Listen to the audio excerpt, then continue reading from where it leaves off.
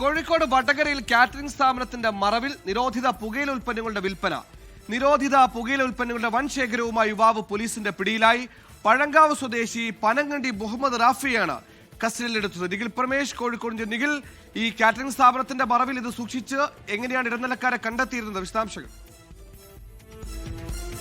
പോലീസിന് ലഭിച്ച ഒരു രഹസ്യ വിവരത്തിന്റെ അടിസ്ഥാനത്തിൽ നടത്തിയ പരിശോധനയിലാണ് ന്യൂ റോയൽ കാറ്ററിംഗ് എന്ന സ്ഥാപനം നടത്തുന്ന മുഹമ്മദ് റാഫിയുടെ കേന്ദ്രത്തിൽ ഒരു പരിശോധന നടത്തുകയും ഈ പരിശോധനയിൽ 1600-ലേറെ പാക്കറ്റ് പുകയില ഉൽപ്പന്നങ്ങൾ പിടികൂടുകയും ചെയ്യുന്ന സാഹചര്യം ഉണ്ടാവുന്നത്.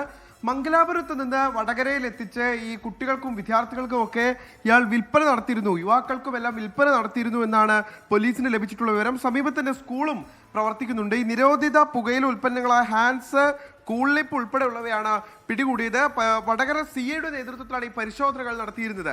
ഈ കാറ്ററിംഗ് സ്ഥാപനത്തെ ഒരു മറയാക്കി കൊണ്ടു നടന്നുകൊണ്ട് ലഹരി വസ്തുക്കളുടെ വിൽപ്പന ഈ പ്രതി നടത്തിയിരുന്നു എന്നുള്ളതാണ് പോലീസ് വ്യക്തമാക്കുന്ന കാര്യം. സുഹൈൽ, ലോകത്തെവിടെയായാലും ഏത് സമയത്തും 24 വാർത്തകളും ഓഗ്മെന്റഡ് റിയാലിറ്റി പാക്കേജുകളും എക്സ്പ്ലെയിനറുകളും വിശദമായി കാണാൻ ഞങ്ങളുടെ യൂട്യൂബ് ചാനൽ നിങ്ങൾക്ക് സബ്സ്ക്രൈബ് ചെയ്യാം.